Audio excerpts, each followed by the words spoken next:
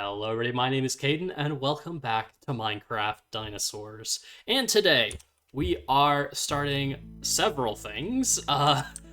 Very importantly, you're gonna see that I've thrown down a whole ton of wool down there, and a bit over here, because today, we're gonna get started, well, in a minute at least, we are gonna get started with some tidying up around our little build so far, namely trying to fix pathways, trying to fix up some exhibits, and then we're gonna get into brand new stuff. But that being said, before we get into all of that, I have some fun stuff we can do real quick. Namely, I'll need to grab some bone meal as well real quick.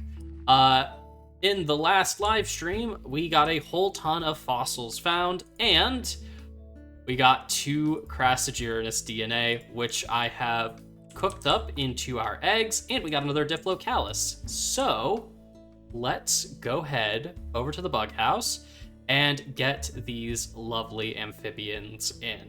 Our Diplocalus has grown up pretty nicely. Actually, I think it's a female, because I think the males have a bit of a blue coloration, but she's chilling over there, living her best life. Now you'll notice I've covered everything. I think I may have mentioned that last episode. But yeah, if I don't, they'll get stuck on land and suffocate, which is very unfortunate. So I am going to, I think there's a little gap here, hatch our second Diplocalus. Hey little guy. Welcome to the park. Let's quickly throw the glass back on. And, oh boy. You know, I should really put doors in somewhere, so that way I can get in and out of these enclosures easier. I just don't know how I'm going to do that. Oh, I thought I hadn't bone mealed this exhibit yet, but I guess I already had. All right. So now, let's get our Crassigyrinuses into the park. So there we go. All right, do I need to... okay, I do need to replace a torch. Where are we? There we go. Well, yeah, that is wonderful. They're gonna be hidden down there, I'm assuming, for right now. Don't think that we should have too many problems with them. But anyway, Crassigyrinus is in. We got another Diplocalus there looking good. Meganeura's still stuck there. And, of course, we got our Arthropleurus last episode, and they're all growing just fine, looking super duper cool. Now, yes, that brings us to the main focus of today's episode, which is, at least right now, this. We have a lot of paths we're going to build, we have a lot of exhibits we're going to expand, and we have a whole lot of scenery we're going to build, which I've lovely, at least for myself, coated out with all of this different colored wool. Green is scenery, red is pathing, blue is exhibits, fences, and anything kind of special like that. Oh, also, before I forget, I came back here and remembered, I added a brand new mod on suggestion of several of you to help with escaped animals, something we'll take a look at in a minute. But I have added a mod called, what is it? It's lassos, mob lassos, which allow me to capture animals, which is very nice. And they're not terribly expensive. I just don't have a lot of ender pearls, mostly because I've kind of avoided killing endermen. But I think if I make 2 of these, I think if I held shift click, it would have done that for me. But we'll make 2 of these real quick. And I think that, well, it says the diamond one will hold any animal. So I need an aquatic one. I need 2 fish and 2 lapid. I don't even know if I have 2 fish. Do I? I do not have 2 fish. You know, that's not really what I thought would have stopped me. Oh, also, we got axolotls. We might do something with them a bit later in this episode. But anyway, we've got these animal lassos, and I wanted to... Well, we've only got the 2 for right now. But I'll take you guys over to a little discovery I made. All right, I've turned on hitboxes to help me here, but we head over this way. Look what I found. These, ladies and gentlemen, would be the missing Meganeura from our enclosure. I guess I found the answer to my question of what happened to them. They didn't despawn, but they did glitch out and managed to do what I was afraid of, which is... Oh, come on. Oh. Okay. Well, I let one back out. Essentially, they've glitched out of their enclosure and have escaped. I think there's another one around here somewhere, but I've only got 2 lassos, so let's bring these guys back real quick and chuck them back in the enclosure. And here they are, back in the exhibit they're supposed to be in. That is not the same type of glass. Okay, also, these do not have remaining 8 seconds. Do they disappear? Oh, no, they fully recharge. Okay, I was like, okay, the durability doesn't look like it's that high on them. I was afraid we weren't going to get many uses out of them, but it seems like they're okay. That guy is glitching out a little bit. I'm going to have to mess around with the Meganera. But anyway, let's actually get on to the plan for today.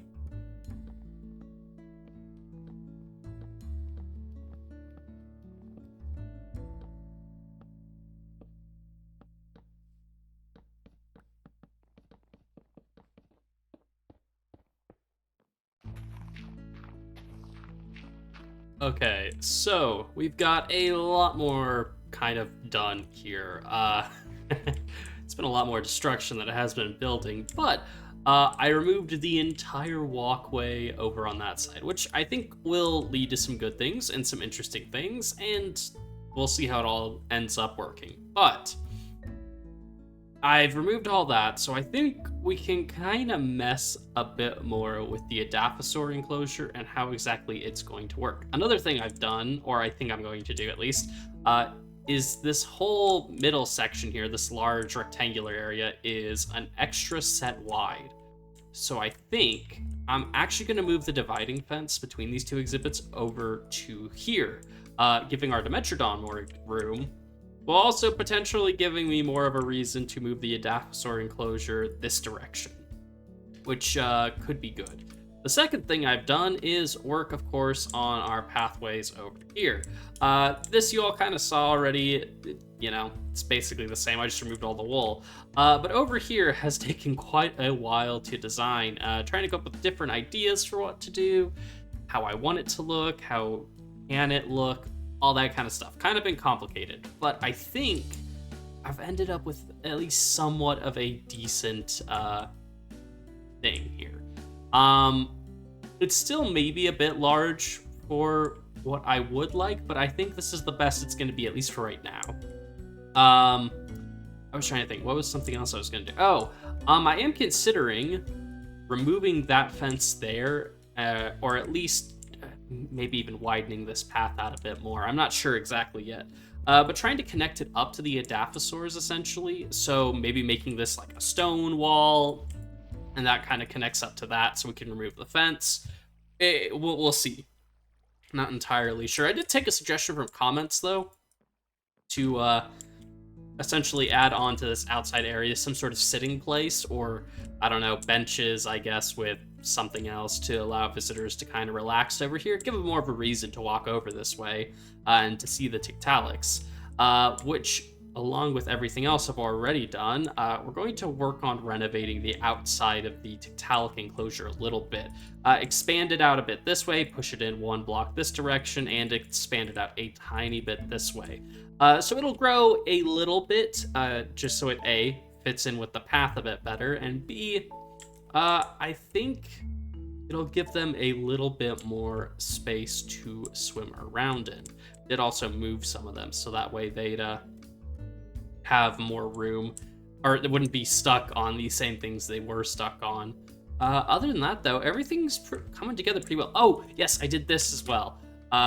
I connected up the roof for the most part. I'm not sure what to do here yet because, quite honestly, it's a bit of a weird transition, at least from the inside, so I haven't figured out what I should do yet, but we're getting there. Other than that, though, the building is pretty much fully enclosed, which is nice. And again, I'm loving how these shaders interact with that ceiling.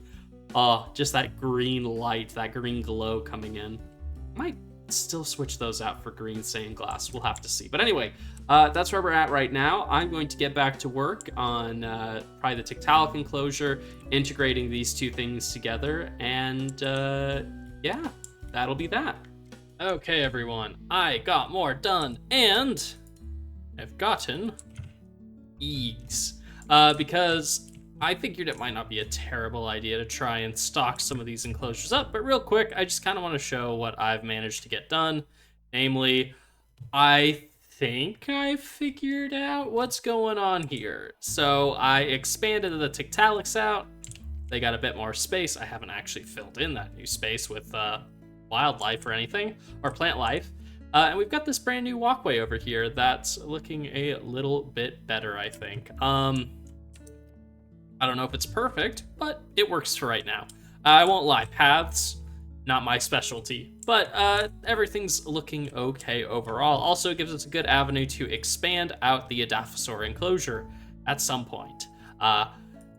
We'll see if I get to that today. But anyway, I do have these extra eggs, and I was gonna do both, but I think I'll just stick to the Dimetrodon one for right now. So let's find an area real quick, and bada bing, bada boom. And here we are with brand new Dimetrodon. In 3, 2, 1. There we go. Hello, little guy.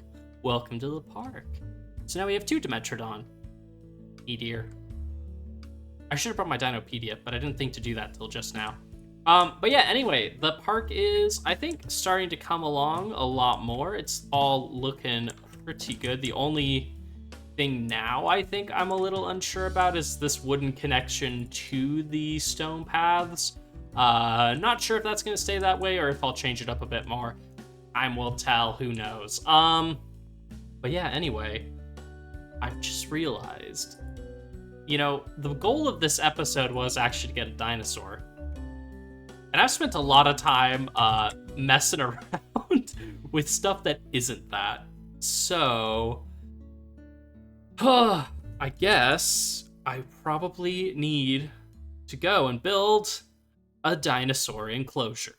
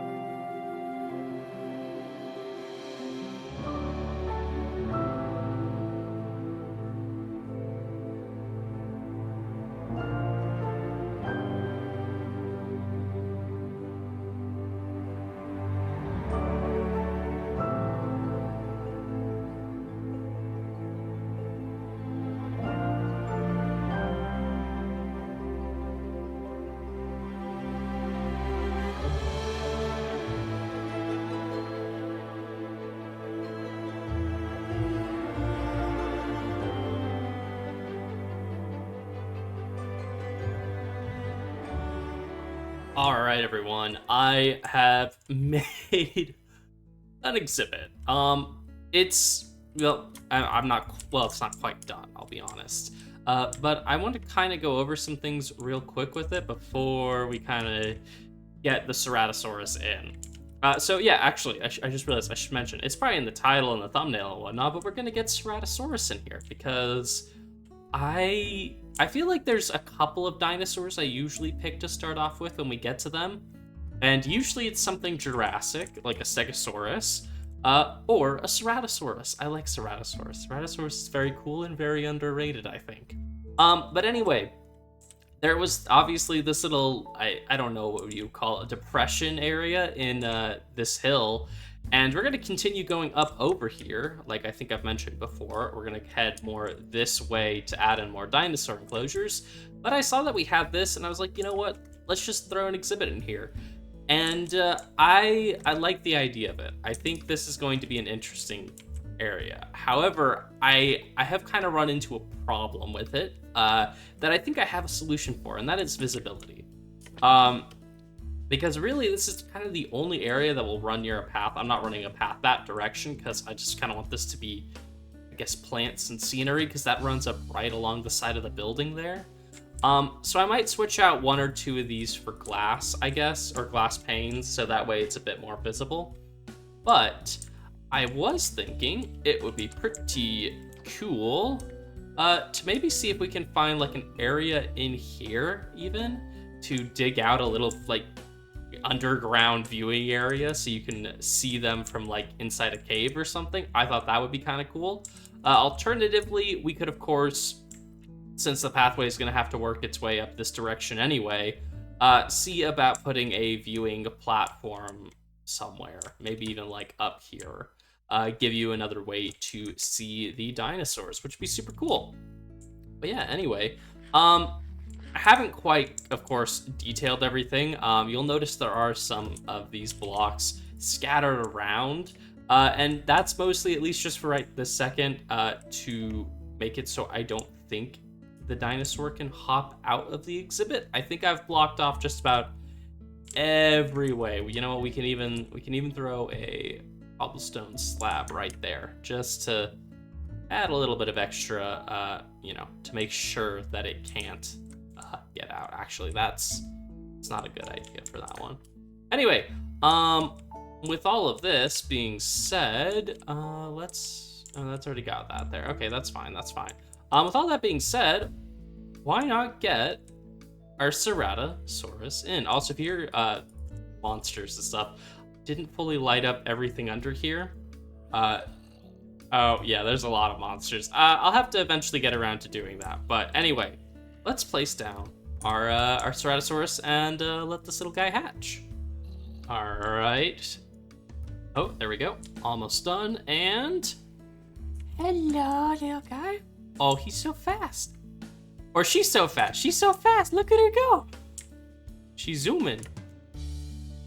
Oh, hello there. Oh, and she's tamed immediately. Lovely. Oh, and she's absolutely overjoyed. Oh, where's she going?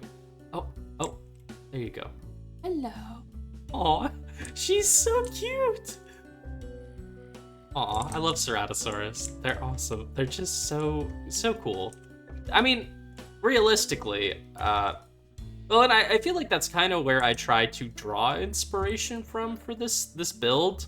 Do I have a bone? I'm trying to see if I had one so we could potentially at least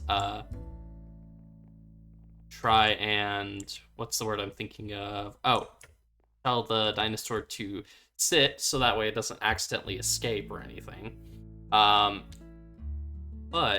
I like Ceratosaurus. I feel like the best analogy for them, though, like in terms of a zoo animal, would probably be like a grizzly bear almost. Like they're kind of that. I was about to say medium for like dinosaurs, but of course today large carnivore. But you're super cute. If you guys want to name our lovely new Ceratosaurus, feel free to leave name suggestions down in the comments. But you're looking super duper adorable. I love ya.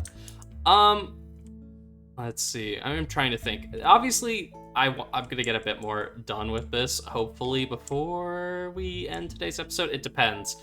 Kind of running out of time because I poorly managed some time here and there, but I'm pretty happy. I think this build I think the basic bones of it are pretty good. I don't know if this will ever be the greatest Ceratosaurus enclosure I've ever built, but I think it's a pretty close one. Hopefully we'll also get some more Ceratosaurus. I think Ceratosaurus gets to about like 3 blocks-ish tall, maybe about like 7 blocks long, or 5 blocks long, somewhere around there. So I think we could easily fit 2 or 3 in here. But anyway, yeah, I'm gonna get back to work. Hopefully get a little bit of decoration done, and I'll bring you guys back when the exhibit's a bit closer to finished. All right, everyone, we are back, and oh, that's a duck. I thought that was a dinosaur for a second. I think we're gonna end today's episode off here for a couple of reasons, but I want to show you guys what we've done. First off, I did actually get the viewing windows into the enclosure, which I think helps a little bit with visibility. I think I am going to do that cave window, though. I just don't know yet how I want to set that up. But I got a bit more of the pathway done here, and kind of continuing on with a long-held tradition, although the problem with this one, at least, is that it kind of crosses over a biome. I might need to pick a different leaf type. I think Azalea doesn't have biome-specific shading, so that might be a good pick, but I built one of our old classic trees. I think it needs a little bit of work, but it's a nice little addition, and I think it kind of helps, I don't know, tie the whole place together. We're definitely going to start planting a lot more custom trees everywhere as we kind of keep going. But anyway, I want to show off what we've got, and it is about to be nighttime, which is always lovely. But anyway, I did a bit of work getting all the texturing done, and I think this looks pretty spectacular. I am out of tuff and almost out of andesite now, though, because of this, because it took a lot of resources, but I think the look is spectacular. It's looking great, it's awesome, and it's a perfect little home for our little Ceratosaur. Hey there, buddy. But yeah, I think overall the build's looking pretty amazing. Now, I've chosen not to do foliage yet because, well, probably next episode we're going to get more dinosaurs in. But I haven't figured out yet how I want this whole area to look yet. I don't know if I want it to be spruce trees, oak trees, no trees. I'm not really sure yet. So until I figured out a bit more of how I want to decorate this area, I decided not to do too much foliage yet. Just stick to the rock work and the general overlay of the exhibit. Plus, it's actually going to be a bit more helpful for me to not have it be so packed with foliage while the dinosaur is still small, because I don't want our Ceratosaurus disappearing. Because a lot of these animals keep vanishing and disappearing and escaping exhibits in ways I can't figure out. And sometimes it is foliage that they are using. We'll sleep real quick, just so we can get some daylight back in here. But anyway, what did I want to say? Something.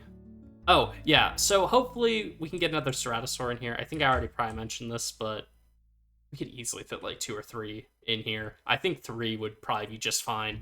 It's a pretty decently big exhibit. I don't think it looks super big from this viewpoint because it's kind of a weird enclosure in that I've actually made the animals higher up than the viewers, which I don't usually do. Usually I put the viewers up higher to give them a better overall, the visitors area a higher viewpoint, something like this, but we can definitely see about including a higher viewpoint up here. But anyway, yeah, next episode, hopefully we'll start to get working on some more enclosures out this way. I think this just filled in just such a perfect little space and kind of fits with how we usually throw the Ceratosaurs in, which is in some little like nook between one area and the next. And I just think it looks great, which, speaking of which, it's kind of the obligatory thing we have to do, but we gotta run over there real quick towards the storage room and go check it out. Also, I guess we can quickly look at this.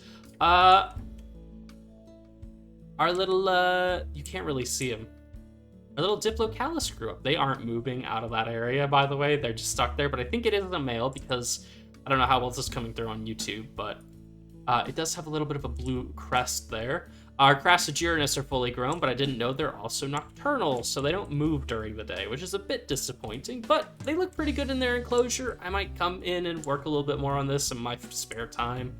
The Meganeura don't move anymore. There was an update between now and when I started working on the terrain for the Ceratosaurus, so I don't know if that's why or if they're just having issues. Who knows? Lovely. It's raining. But anyway, I was gonna hop over here real quick and take a look at our lovely, lovely Ceratosaur enclosure from up here, because we usually take a look at the dinosaur, or what we've been building, from up at the top of the base. Ooh, it's a proper thunderstorm. Very ominous, very ominous.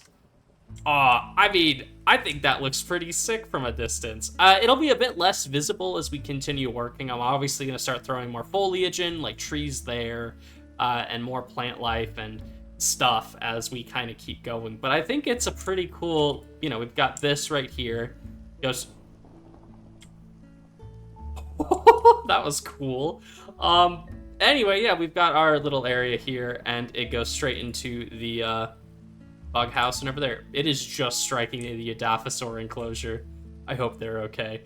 But anyway, I think we're gonna end it off here, so thank you all for watching. I hope you've all enjoyed. Let me know in the comments down below what you guys would like to see next episode, what builds, what animals. Let me know if you have any name suggestions for anything we've done, or any ways we can improve our current build over there. But without further ado, I'll see you all next time.